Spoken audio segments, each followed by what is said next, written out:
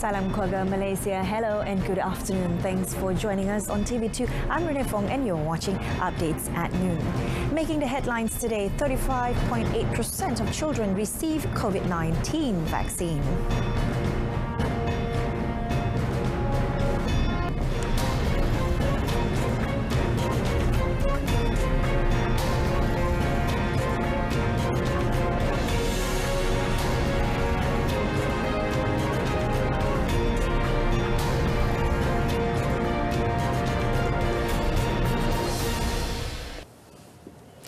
A total of 1,272,121 children aged 5 to 11, or 35.8% of the group in the country, have received the first dose of COVID-19 vaccine under the National COVID-19 Immunization Program for Children, PIC Kids, as of yesterday.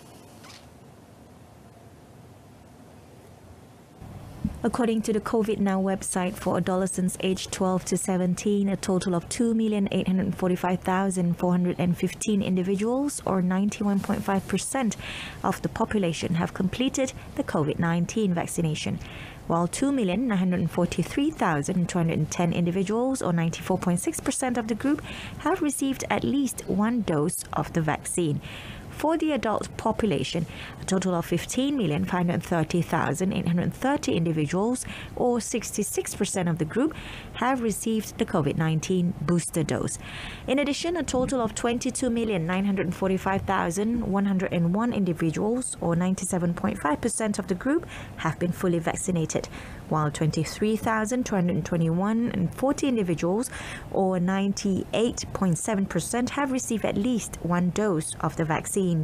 Yesterday, a total of 28,377 doses of vaccine were dispensed, with 5,645 at the first dose, 1,357 as second dose, and 21,375 booster dose. This brings the cumulative total vaccine doses dispensed under the National COVID-19 Immunization Program, PIC, to 68,546,897. The National Film Development Corporation Malaysia, FINAS, will help resolve the issue of Employees Provident Fund (EPF) contributions for artists and independent art practitioners. Deputy Communications and Multimedia Minister Datuk Zahidi Zainul Abidin said FINAS had submitted the planning of the Creative Industry Task Force to the Communications and Multimedia Ministry for the improvement of the industry involving the welfare of art practitioners. Lain, macam mana kita nak bincang dengan Kementerian Sumber Manusia dan antara lain juga dengan Kementerian Kewangan supaya advertisement untuk filem-filem dapat kita salurkan kepada FINAS supaya FINAS dapat bayar kepada kebanyakan pelakon-pelakon yang daftar dengan FINAS. He was met after presenting contributions to industry practitioners from various artistic backgrounds in conjunction with the National Artist Day 2022 celebration at the Merdeka Studio Complex. Meanwhile, FINAS Chief Executive Officer Professor Dr. Mat Nasir Ibrahim said the agency had made it mandatory for all production crews to make EPF contributions for artists, actors and behind-the-scenes workers. He also said that FINAS would discuss with KSM and MOF to enable art practitioners, especially freelancers, to also make EPF contributions via their employers. Applications for the microfinancing program for hawkers and small traders involving a total allocation of 48.52 million ringgit has now opened. Entrepreneur and Cooperative Development Minister Tan Sri Noh Omar said those interested could apply at Bank Rakyat, adding it would be approved in a short period of time. He said among the relaxed conditions were setting aside the processes involving Credit Reporting Agency, CTOS, and the Central Credit Reference Information System, CCRIS, in an effort to help the parties involved to revive their businesses.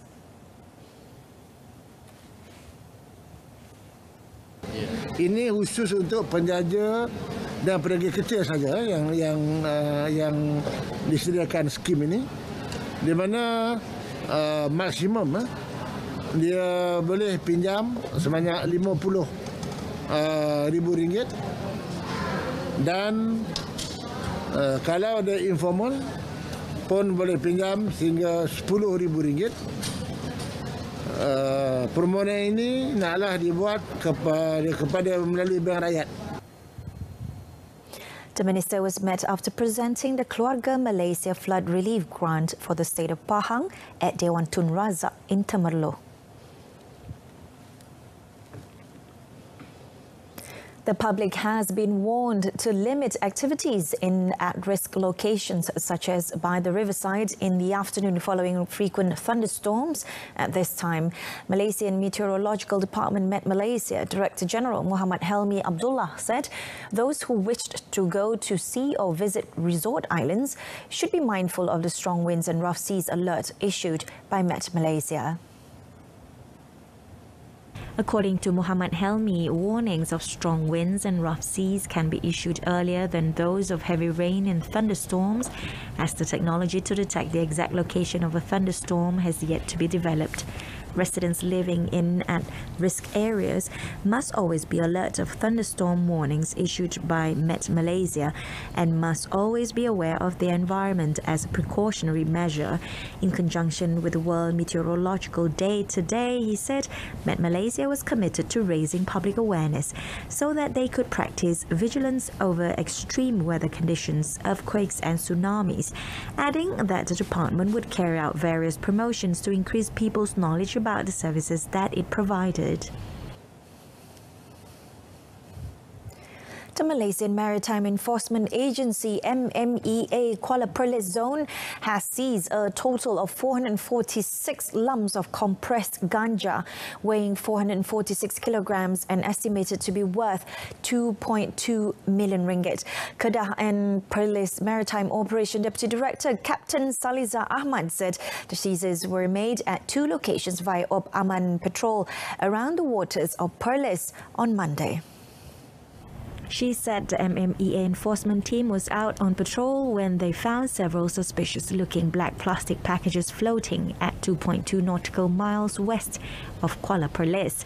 Inspection of the black plastic packages led to the discovery of 18 white plastic sacks containing lumps of compressed ganja, which were believed to be smuggled in from Thailand. Hasil analisis merumuskan modus operandi sindiket pengedaran dadah ini beroperasi menggunakan bot fiber dengan enjin sangkut berkuasa tinggi.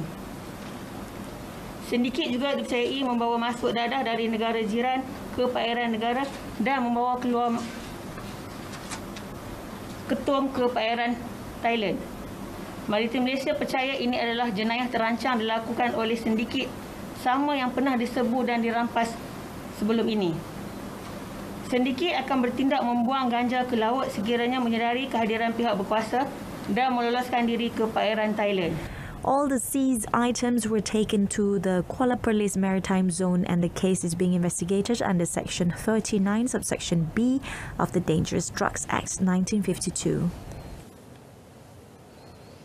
Malaysia will become a pioneer in regional digital economy as well as inclusive, responsible and sustainable socio-economic development by 2030. According to Minister in the Prime Minister's Department of Economy, Datuk Seri Mustafa Mohamad, this can be achieved through collaborations between the public and private sectors in increasing interest among students in science, technology, engineering and mathematics STEM education.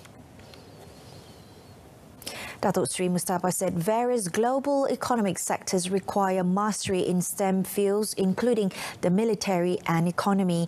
As such, collaborations between public and private sectors can provide an impact using their respective expertise. Tujuannya ialah untuk memastikan bahawa minat anak-anak kita sentiasa berkobar-kobar untuk belajar bidang STEM ini. Jadi nampak majlis kecil yang hadir pun tak ramai oleh kerana social distancing, tapi signifikansinya adalah besar. Ya, kenapa? Kerana di segi kesan, ya, majlis seperti ini, ya, ia boleh meletakkan batu asas bagi kejayaan negara. Untuk sebuah negara berjaya, unit sains dan teknologi.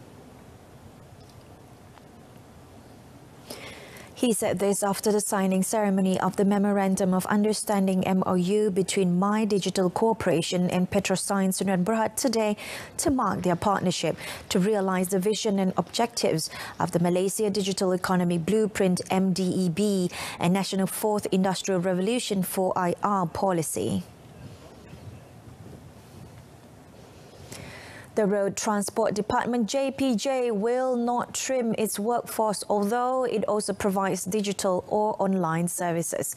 Its Director General, Datuk Zailani Hashim, said although some services would be implemented via online, it would still require personnel to carry out enforcement as well as advocacy, besides ensuring road users complied with the stipulated rules. Mobilize. Bukan kita kurangkan ke kaunter tu, kita pecat orang, tak ada. Setengah orang silap faham. Itu dia kata tak ada, kita mobilize untuk tugas-tugas lain. Datuk Adnan tengok pula kita. Maka Datuk Adnan nanti. Kita mobilize warga kerja kita kepada aspek advokasi dan penguatkuasaan. Datuk Zailani said over 7,000 out of the 8,000 posts at various levels of the JPJ had been filled, while the remaining quota would be filled in the near future.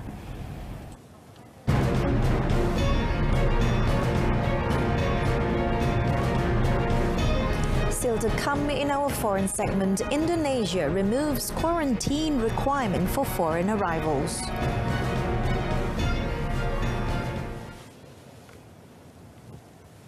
China has allegedly militarized at least 3 of several islands in the disputed South China Sea, equipping them with anti-ship and anti-aircraft missile systems, laser and jamming equipment, as well as fighter jets.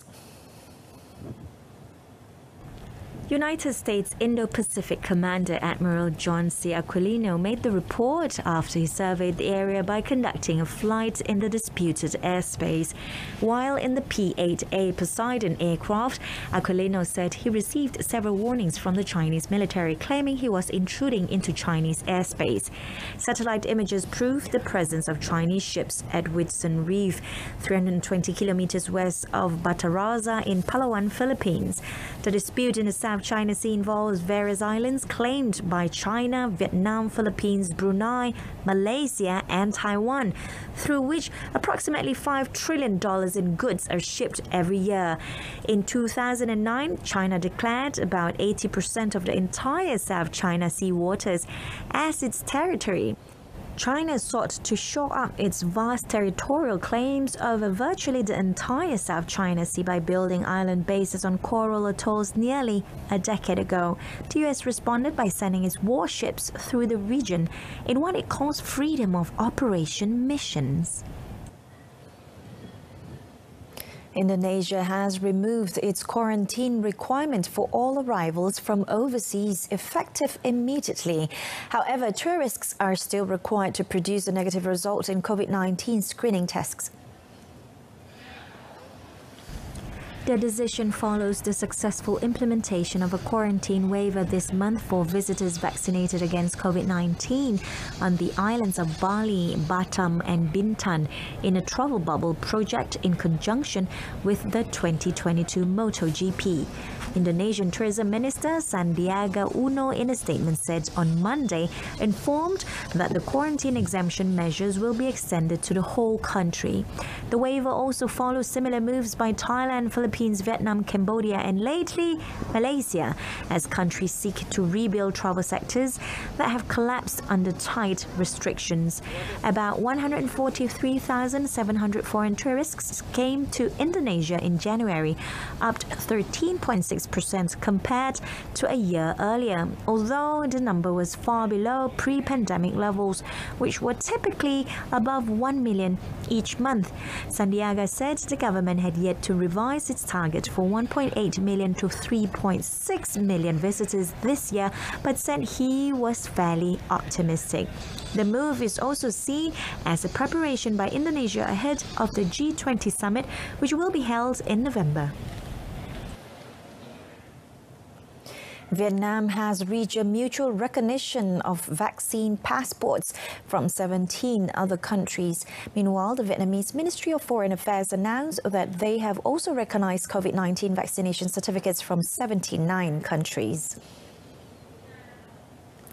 Ministry spokesperson Letty Thu Hang said, as of 17 March, Vietnam has reached a mutual agreement regarding vaccine passports with 17 countries. They are Australia, Belarus, Cambodia, Egypt, India, Japan, Maldives, New Zealand, Palestine, Philippines, St. Lucia, Singapore, South Korea, Sri Lanka, Turkey, United Kingdom, and United States. The Foreign Affairs Ministry and other relevant agencies are actively striving to expedite negotiations with more countries for further recognition of their vaccine passport. People coming to Vietnam from the countries with vaccine certificates and vice versa will be treated as if they were vaccinated in the countries they enter. The vaccine passport entails personal information like the types of vaccine given and the number of shots taken, which are encoded and encrypted into a QR code. The list of certified vaccine passports can be found on the Vietnamese Foreign Affairs Department Consulate portal. U.S. State Department spokesperson Ned Price said on Tuesday that the onus is now on Iran on whether it is willing to enter into a mutual return to compliance with the 2015 nuclear deal with world powers. A return to the deal remained uncertain and was not imminent, Price said, despite optimism in recent weeks that indirect talks between Iran and the United States could soon produce an agreement. U.S. officials said they thought Tehran would reach an agreement after Sunday's celebration of Nowruz, the Persian New Year, but was less optimistic the following day. While refusing to say the talks had reached an impasse, as Price said the U.S. had contingency plans if a deal could not be reached and Iran's alleged plans to develop nuclear weapons were not halted. Price explained that U.S. Special Envoy for Iran, Robert Malley, has been in close consultations with Gulf partners. The administration of President Donald Trump unilaterally abrogated the six-party JCPOA in 2018, accusing Tehran of violating its terms and branding it a weak deal. Experts said Iran had mostly stuck to the terms, but months after the U.S. pullout, the Republic began ramping up its nuclear program with activities that would enhance its ability to build a nuclear weapon. Ukrainian President Volodymyr Zelensky said peace talks with Russia to end a month-long war were tough and sometimes confrontational. However, he added that step by step they are moving forward. In a video addressed late yesterday, Zelensky also said 100,000 people were living in the besieged city of Mariupol in inhuman conditions without food, water or medicine. Продовжуємо працювати на різних рівнях і заради того, щоб спонукати Росію до миру, до припинення цієї жорстокої війни. Працюють українські представники в переговорах, які продовжуються фактично щоденно. Складно, дуже, часом скандально, але крок за кроком йдемо вперед. He also accused Russian forces attacking Mariupol of thwarting attempts to evacuate civilians from the city. As of today, there are about 100,000 people in the city in inhuman conditions, completely blockaded, without food, without water, without medicines, subject to constant shelling, constant bombardment. Although Russian and Ukrainian negotiators have been talking regularly, both sides say any deal is far off. Tesla Chief Executive Officer Elon Musk oversaw the handover of Tesla's TSLO first German-made cars as its Grünheit plant yesterday. The occasion marked the start of the US automaker's inaugural European hub just 2 years after it was first announced. 30 clients and their families got a first glimpse of their shiny new vehicles through a glitzy neon-lit Tesla-branded tunnel, clapping and cheering as Musk danced and joked with fans. Musk described this as another step in the direction of a sustainable future. Also present at the event was German Chancellor Olaf Scholz. Musk had hoped to begin output from the factory 8 months ago, but licensing delays and local concerns around the plant's environmental impact held up the process. It got the final green light from local authorities on 4th March to begin production in Germany, provided it met conditions ranging from its water use to air pollution controls. At full capacity, the plant will produce 500,000 cars a year, more than 450,000 battery electric vehicles that German rival Volkswagen sold globally in 2021. It will also generate 50 gigawatt hours of battery power, surpassing all other plants in Germany.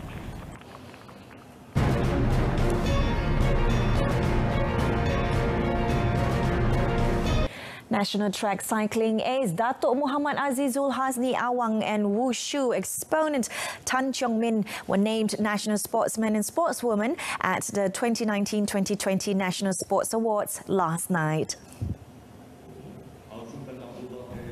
This is the 4th time that Datuk Muhammad Azizul Hasni, who created a sensation by bagging the silver medal at the 2020 Tokyo Olympics, has been crowned National Sportsman.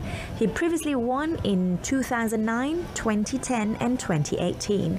Dubbed the Pocket Rocketman, he beat the likes of Muhammad Syahrul Azman Mahin Abdullah bodybuilding, Khairul Anwar Muhammad archery, Timmy Tan 10-pin bowling and Wong Weng Sun wushu to be crowned National Sportsman. Meanwhile, Cheong Min's efforts in winning the Nandao Gold and Nanchuan Silver at the 2019 World Wushu Championships were enough for her to be named National Sportswoman. The 24-year-old has thus created history by becoming the first wushu exponent to be crowned National Sportswoman. Datuk Muhammad Azizul Hasni and Cheong Min each received a trophy, blazer and 20,000 ringgit. The Yang di-Pertuan Agong Al-Sultan Abdullah Riayatuddin Al-Mustafa Billah Shah graced the star-studded ceremony that was held at a leading hotel. Also present was Prime Minister Datuk Sri Ismail Sabri Yaakob, Youth and Sports Minister Datuk Sri Ahmad Faizal Azumu, as well as national sports figures and champions also attended the awards ceremony. The Malaysian M3 League Langkawi City FC were unable to take advantage of playing on their home turf. They were forced to be content with a 1-1 draw against Malaysian University at the Lada Stadium last night. In the encounter, the Langkawi City squad got off to a fierce start as they made several attempts to break through into the opponent's goal. This eventually was rewarded with the first goal of the match by Shah Mustaqim Abdul Halim just before the break in the 45th minute. In the second half, Malaysian University kept their spirits up in front of the 200 spectators as they strived to find an equalizer. The visitors, who preserved in the first half, finally levelled the score during the final moments of the game when Najib Abdullah's strike in the 95th minute found its mark. With not much time left, the results remained at 1-1 until the conclusion of the match. And that concludes today's updates at noon. In our top story, 35.8% of children receive COVID-19 vaccine. Tune in to news at 10 coming up at 10 p.m. on My Freeview, saluran Berita RTM channel 123. You can also watch it via streaming on RTM's Click app. Till then, I'm Renee Fong. To all members of Keluarga Malaysia, have a pleasant afternoon.